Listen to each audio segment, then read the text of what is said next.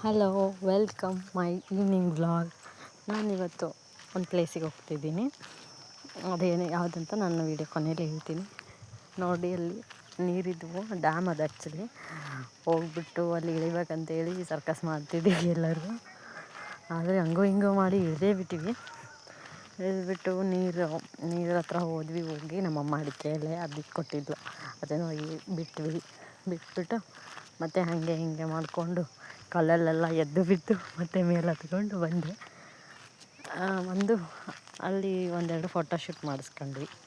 ನಮ್ಮಣ್ಣ ನಮ್ಮಮ್ಮ ಎಲ್ಲರೂ ಹೋಗಿದ್ವಿ. ತಕ್ಕೊಂಡು ಒಂದೆರಡು. ಅದಾದಮೇಲೆ ನನಗೆ ಸೈಕಲ್ ಕಾಣಿಸ್ತು ಅಲ್ಲಿ. ಸೈಕಲ್ ಹೊಡಿಯೋಣ ಅಂತ ಹೇಳ್ಬಿಟ್ಟು ಸೈಕಲ್ ತಗೊಂಡು ಒಂದೆರಡು ರೌಂಡು ಹೊಡೆದೆ.